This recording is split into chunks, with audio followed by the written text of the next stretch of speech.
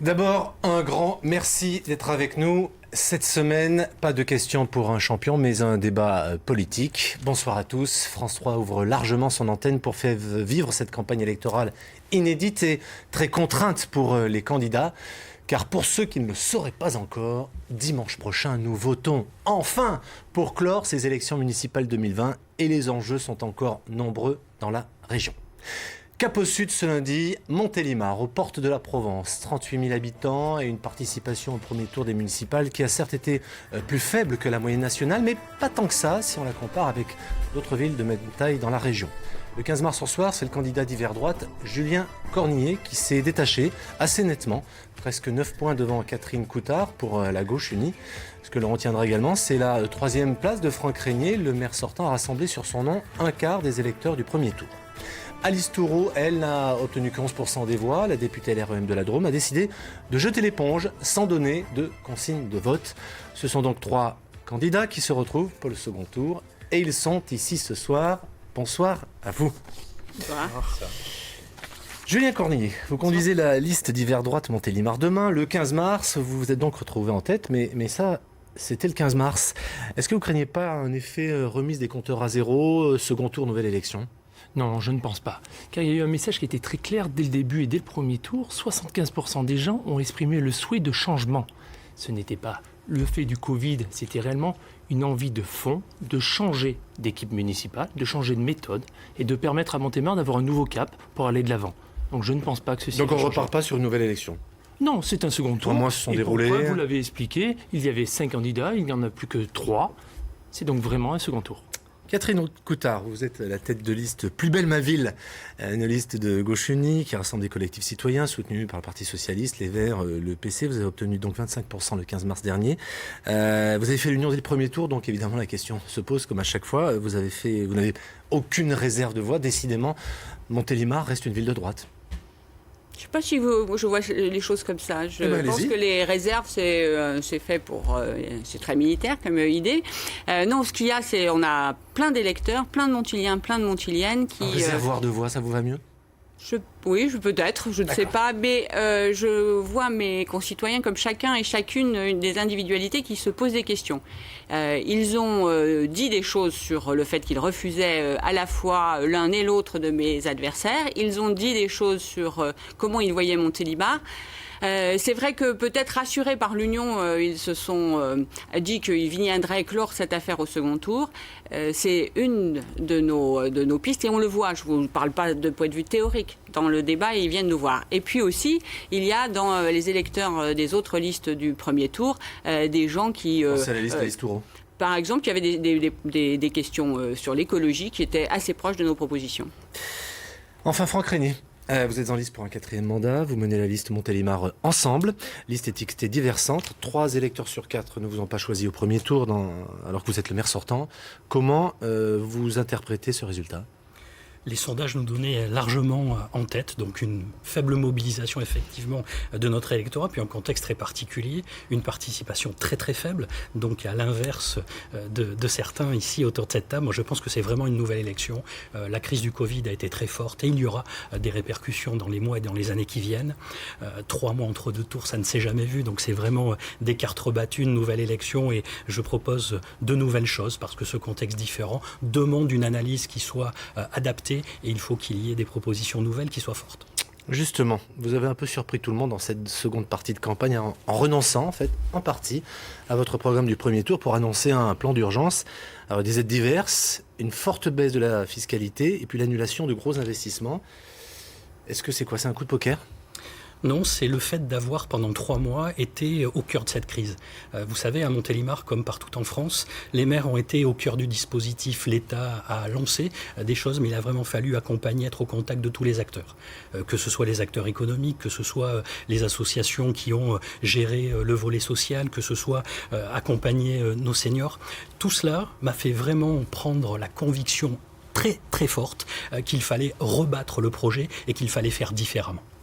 Donc parmi les aides, après je donnerai évidemment la parole à vos adversaires politiques, vous annoncez donc une baisse, je dis assez forte, c'est 10% de la fiscalité locale quand même. Ce que j'annonce, c'est que il y a des aides importantes qui sont débloquées par l'État et c'est très bien.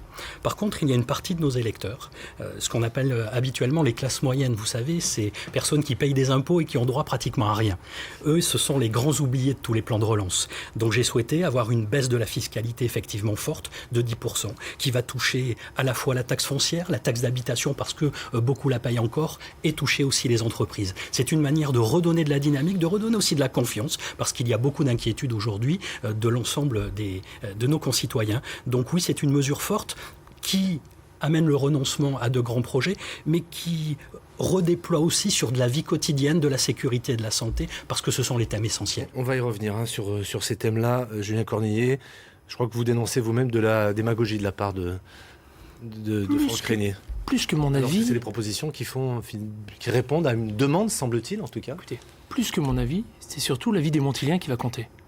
Est-ce que les gens, 10 jours avant le deuxième tour, une proposition de baisser les impôts, alors que ça n'a pas été fait avant, est-ce que ça va être crédible ? Je ne pense pas. Je crois qu'en plus, le message du premier tour avait été très clair. La confiance entre les Montiliens et le maire sortant est rompue. Donc les promesses de deuxième tour à la hâte, je ne crois pas plus que ça, non. C'est le regard que vous portez aujourd'hui sur oui, et c'est surtout ce renversement de table, si je puis dire.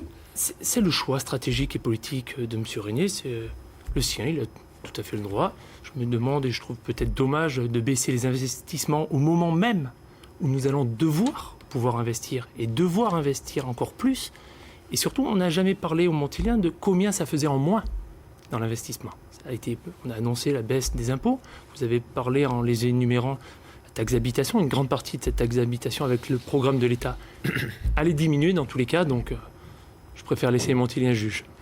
Catherine Coutat, je regarde sur ces propositions et sur ce... Écoutez, franchement, partir du bilan de la crise qu'on a traversée avec des propositions financières, ça me paraît, ou fiscales, ça me paraît être totalement décalé. Le bilan qu'on peut tirer, il est d'abord humain.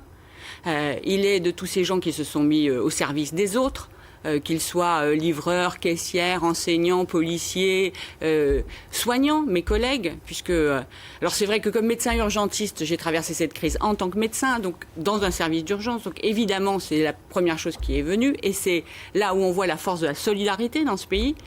La deuxième leçon, elle a été pour moi de voir que le maire sortant n'avait pas changé, puisque...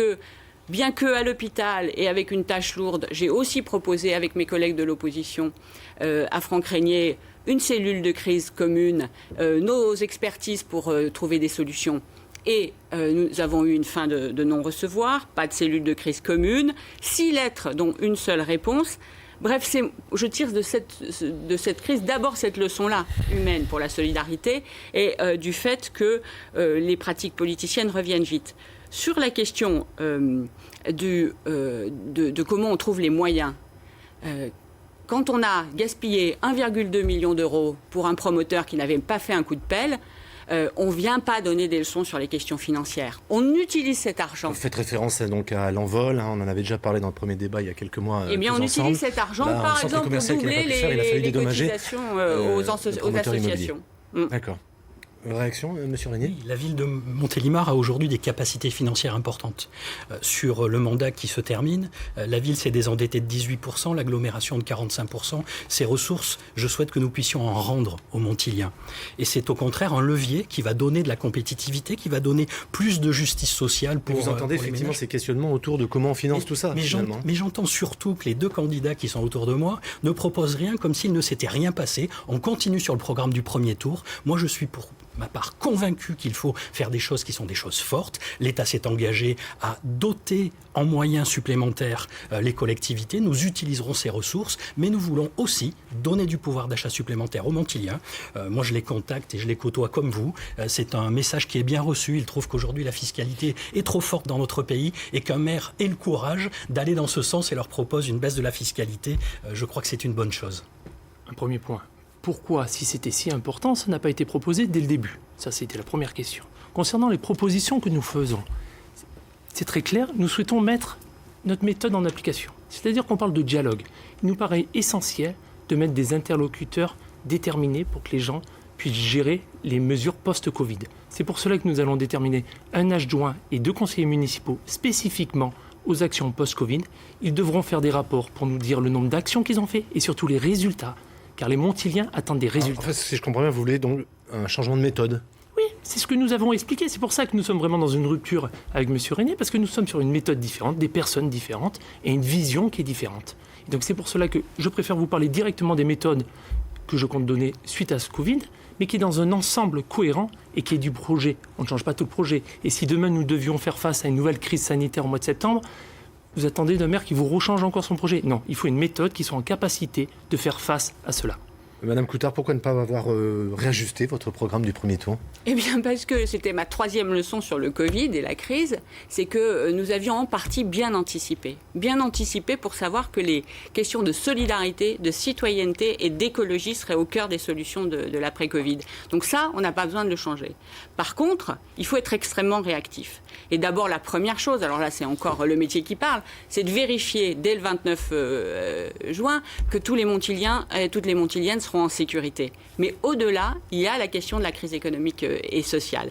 Mais nos adversaires parlent de méthodes différentes. C'est bien parce que le fond, ils l'ont en commun, puisque ce qui les oppose, c'est juste la méthode. Et encore là-dessus, on pourrait voir. Mais le fond, il est très différent dans le projet et avec l'équipe avec laquelle j'ai travaillé. Et c'est celui d'une ville qui protège, une ville qui, par exemple, se soucie de l'autonomie alimentaire, qui est devenue une question centrale et qui était au cœur de notre projet, avec la cantine à 100% en circuit court, dès l'année prochaine, et une ville qui respire. La transition écologique, elle est au cœur. Nous sommes la seule liste à avoir signé le pacte de transition écologique. Julien Corneiller et ensuite Franck Régnier.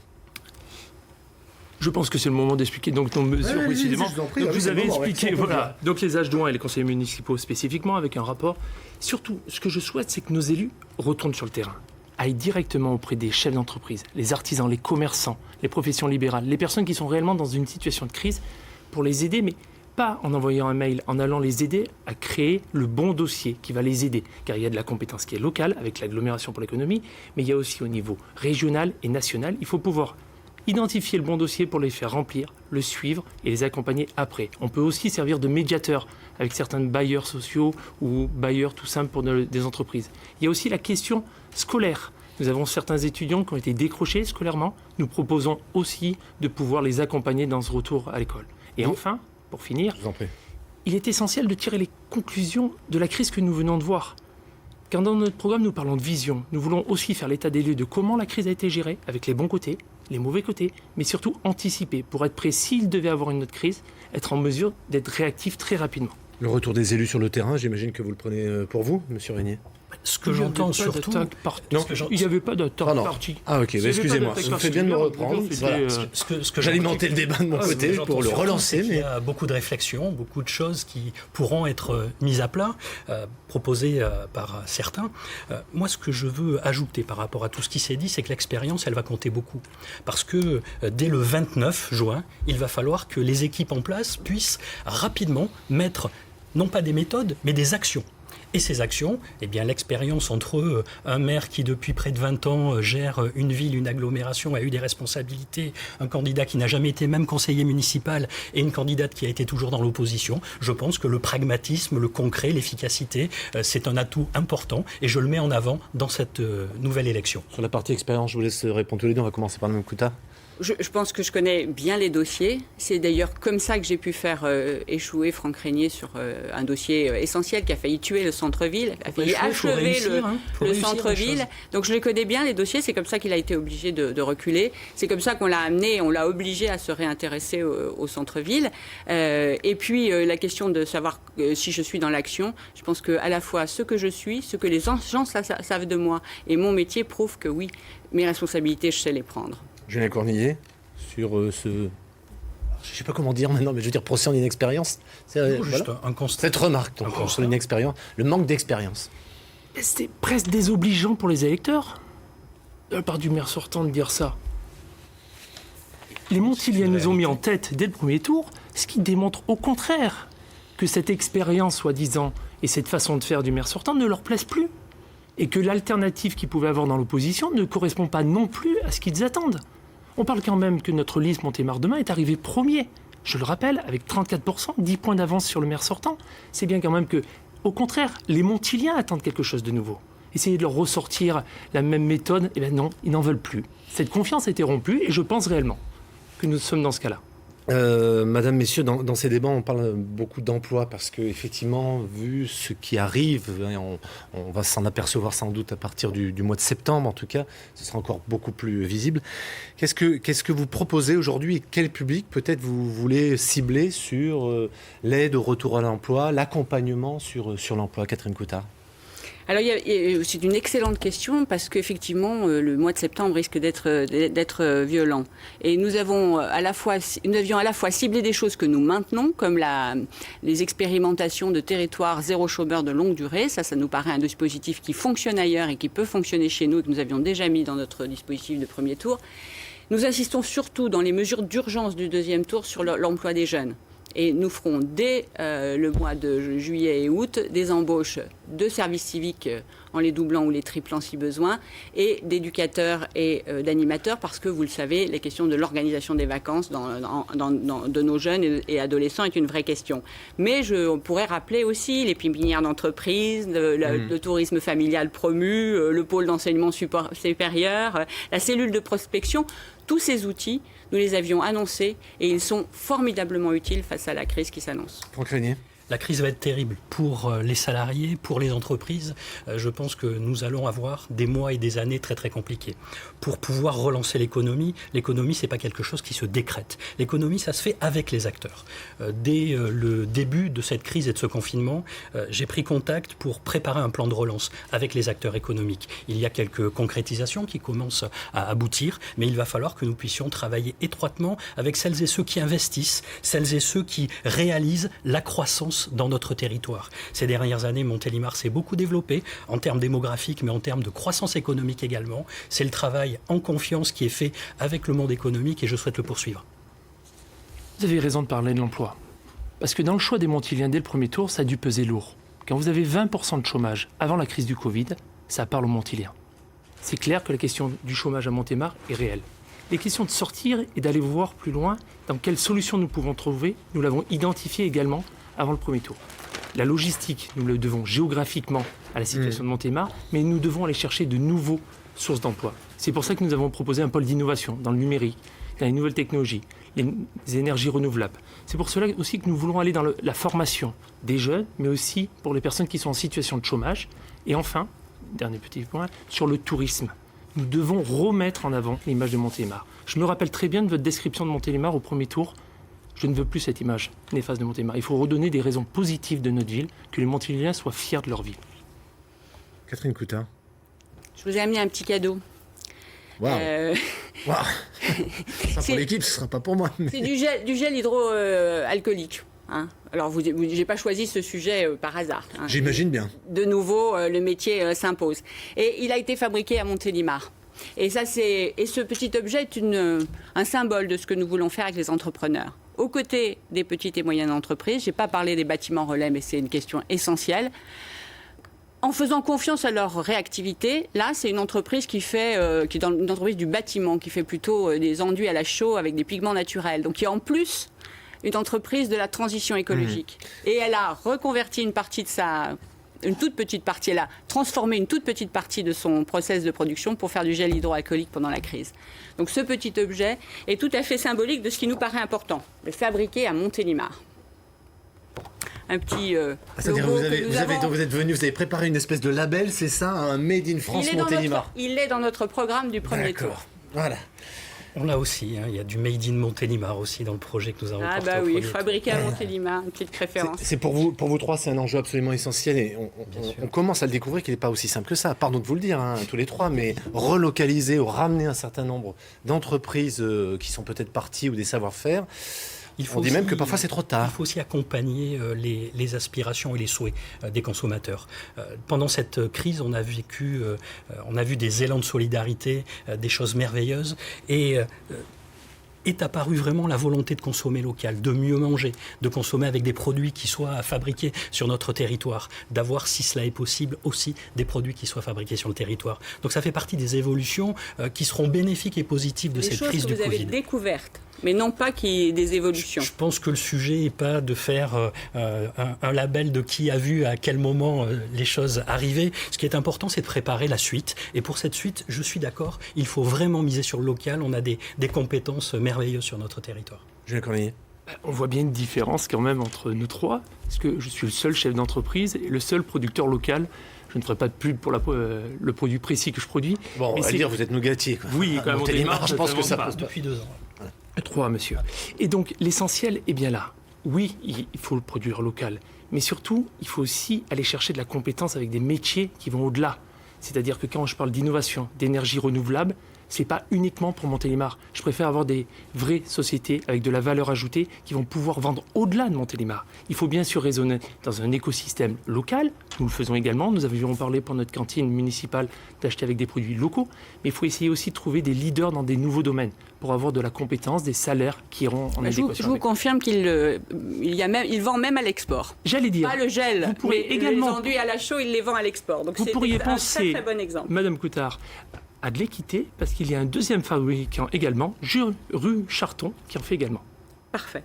Donc au moins, chacun sa lotion. Il y en a lotion. bien d'autres sur l'agglomération, je pourrais vous en citer. Alors, j'ai une question qui revient à un thème qu'on avait abordé lors de notre premier débat, mais qui est un thème dont on vous parle assez régulièrement dans l'actualité, dont on vous a parlé assez régulièrement, c'est la question du commerce du centre-ville, la revitalisation des commerces de centre-ville.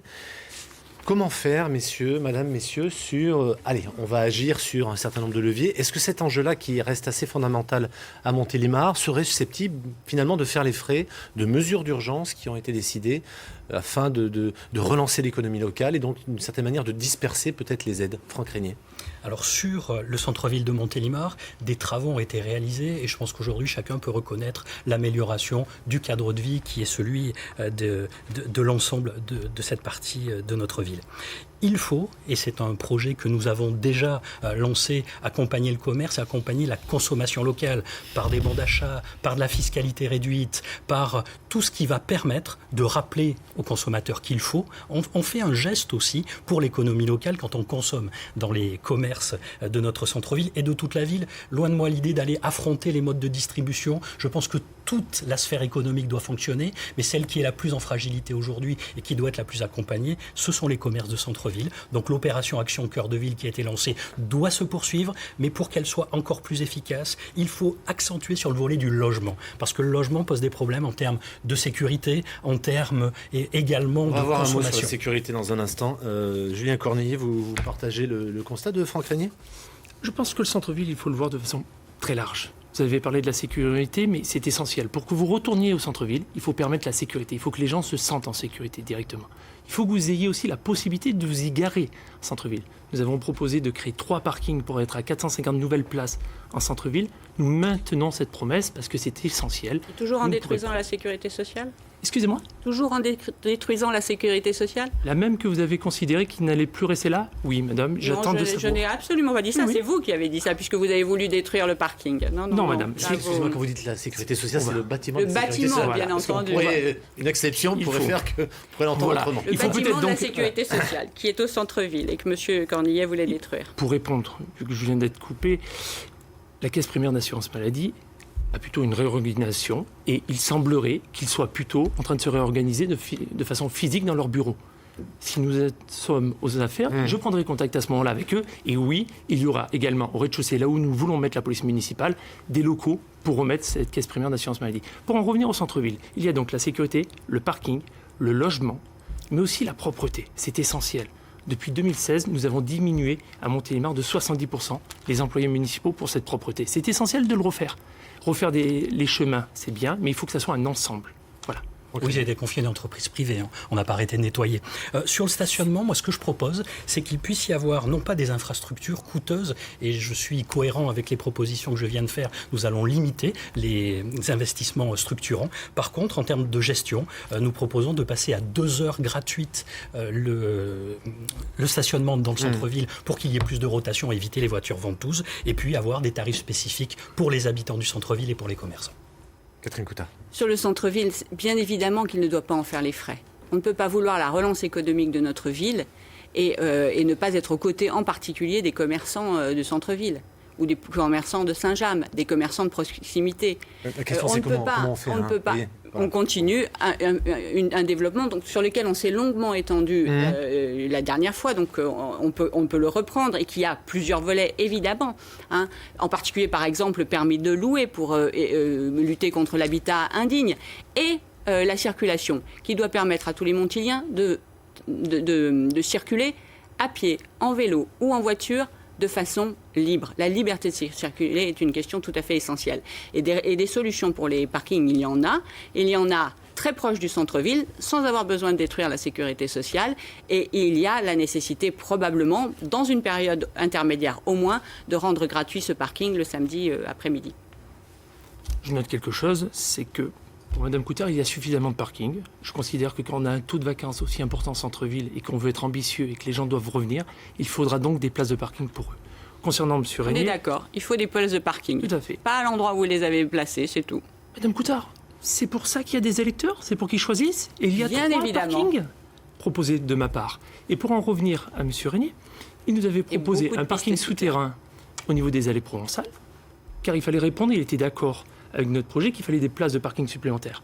Un investissement à 20 à 25 millions d'euros qui était dedans. Ça voulait bien dire qu'au mois de mars, il considérait qu'il était prêt et utile à mettre 25 millions dans un projet, et aujourd'hui, il n'est plus. Voilà, c'est pour ça que je vous parlais de cohérence. Il y a eu du changement sur... C'est une des questions que j'allais vous poser, Franck Régnier. C'est un des gros projets de votre programme de premier tour, ce projet de parking, notamment souterrain, et finalement, vous l'abandonnez complètement. Bien sûr, y renoncer, c'est se donner des capacités financières pour faire d'autres choses, ce que j'appelle des travaux essentiels à la vie quotidienne. C'est reprendre de la voirie, permettre des accès pour les déplacements doux, améliorer la rotation et la gestion du stationnement sans ajouter des infrastructures. C'est également construire des équipements pour les associations, des salles supplémentaires. C'est moderniser les équipements sportifs. Donc en renonçant effectivement à ce grand projet, cela nous permet à la fois de baisser les impôts, mais aussi de pouvoir redéployer cette capacité financière parce que la ville s'est désendettée et qu'elle a des capacités pour apporter des réponses dans ces équipements nouveaux.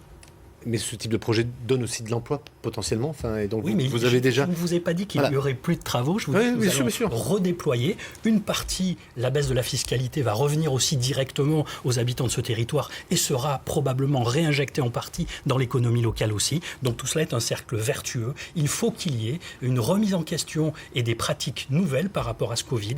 Il faut consommer plus local. Il faut revenir sur des investissements de proximité. Il y a des vrais changements et je les incarne et je les porte. Je vous ai senti rire quand M.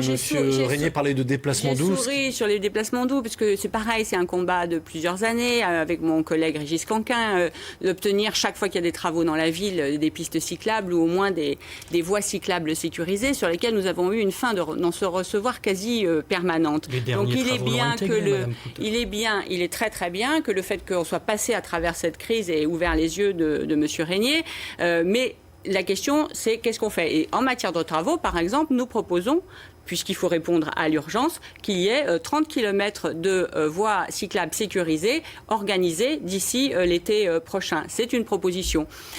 Entre autres, on a proposé sur les parkings, on a proposé sur les parkings, on propose sur les voies cyclables, on propose sur les trottoirs, parce que là, pareil, entendre M. Régnier nous dire qu'il faut faire les travaux, c'est nouveau. Ça fait maintenant tous ces mandats que les trottoirs sont dans un état tout à fait déplorable. Je pense pas que Montélimar se caractérise par une ville où on n'investit pas, une ville où il n'y a pas des projets. C'est une ville qui se développe. En matière de travaux du quotidien, c'est clair. On peut toujours faire du commentaire et trouver quelques points qui peuvent être améliorés. Je suis d'accord, sinon je ne serai pas candidat pour un nouveau mandat. Je suis convaincu qu'il y a des choses encore à faire et à améliorer. Et je viens de rappeler ce qui me paraissait essentiel. C'est les Montiliens et les Montiliennes qui le disent. Une question sur le plan vélo, qui était aussi un des axes de votre premier tour. Vous le maintenez ou pas ? Oui, bien sûr, bien sûr. Avec le consommer local et le changement aussi d'approche et de vision par rapport à ce que doit être notre vie quotidienne, oui, il faut permettre ces déplacements doux, parce que c'est aussi bon pour la santé, c'est bon pour tout, donc c'est bon pour la planète, il faut le faire. Julien Cornier. Formidable. Je suis très étonné par la réponse de M. Régnier qui m'explique qu'un projet à 25 millions, c'est quelque chose qui était optionnel. Réellement, ça m'étonne, un homme qui se dit avoir de l'expérience, de nous proposer quelque chose de 25 millions et de nous expliquer « Ah ben non, finalement, c'était optionnel ». Nous, dans notre projet, nous avons pris notre solution qui était plus économique, écologique également, et qui nous laissait, dès le début, cette capacité de faire les investissements qui ont été promis. Je en prendrai quelques-uns sur le programme de 2014, les ronds-points du Vox, de Kennedy, certaines rues, rue Loubet, la rue des Grèzes également, qui avait été promis, qui n'a pas été fait. Voilà, c'est ça. C'est pour ça que je vous parlais de confiance rompue. Parce que proposer des choses que vous n'avez pas su faire dans les 6 dernières années, ou même plus loin, et d'expliquer à 10 jours avant les élections que vous allez les faire, les gens ne sont pas dupes. J'ai la différence entre le commentaire et l'action.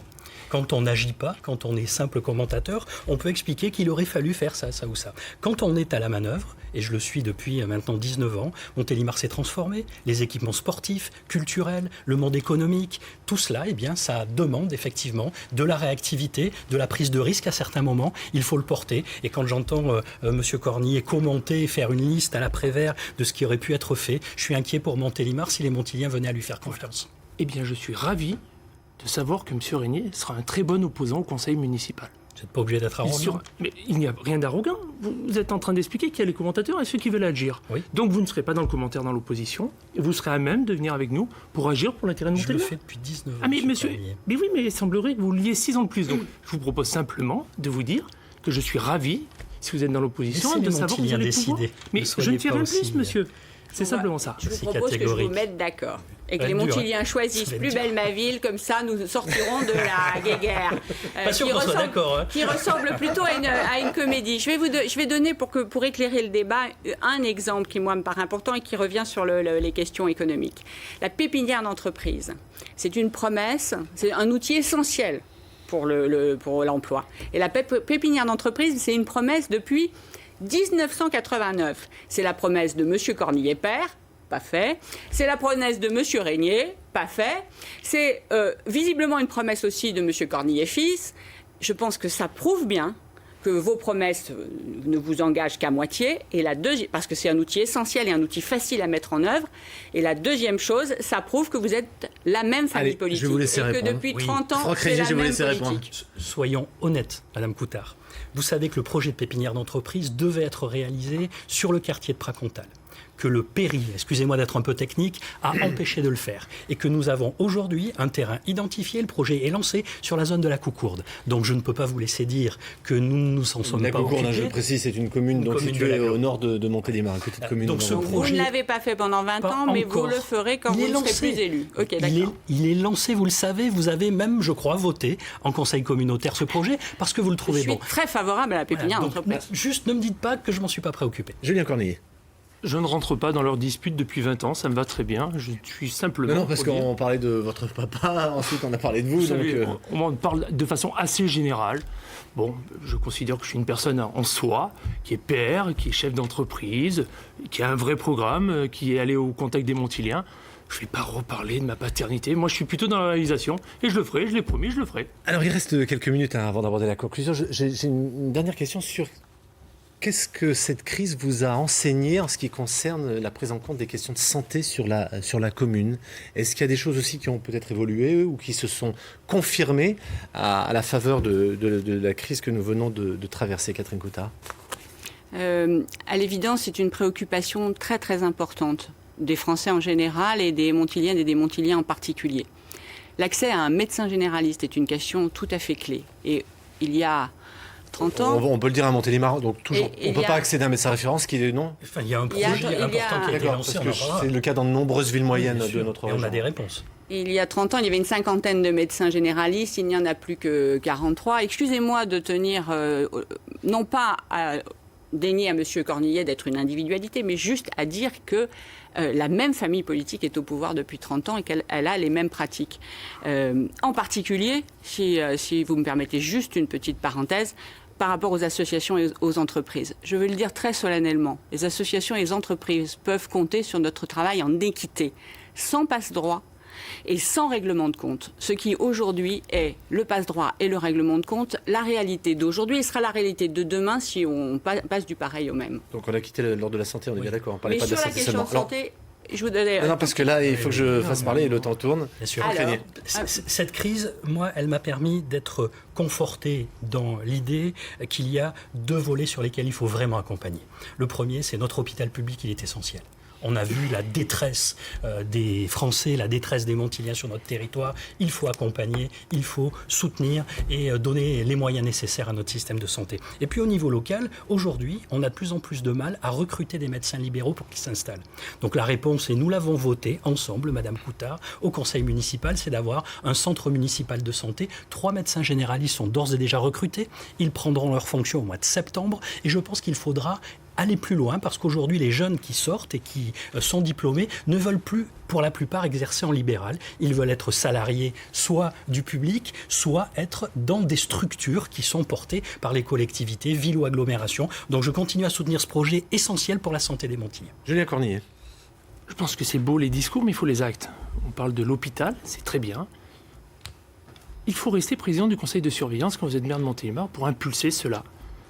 Quand on parle de protéger l'hôpital de Montélimar, on a eu un élu d'Ardèche qui a remis en question le schéma de l'hôpital d'Aubenas avec celui de Montélimar. Il faut le défendre.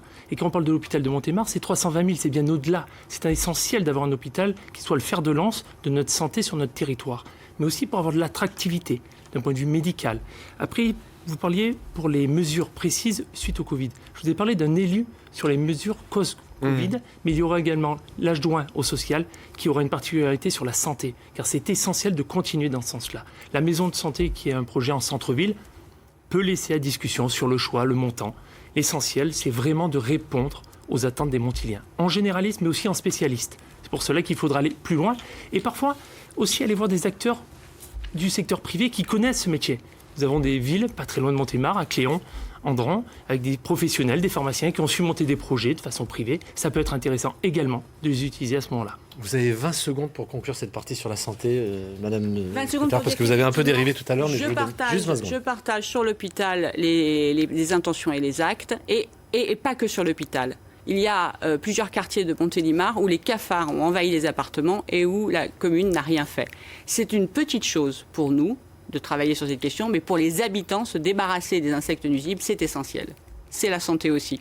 Le débat, tout ça touche à sa fin. Je vais y arriver, c'est un peu la tradition sur France 3. À chaque élection municipale, nous laissons à nos débatteurs la possibilité de conclure. Vous avez donc chacun 40 secondes de libre expression.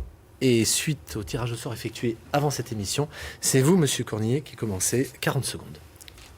Vous avez fait un choix très clair dès le premier tour des élections en nous plaçant premier.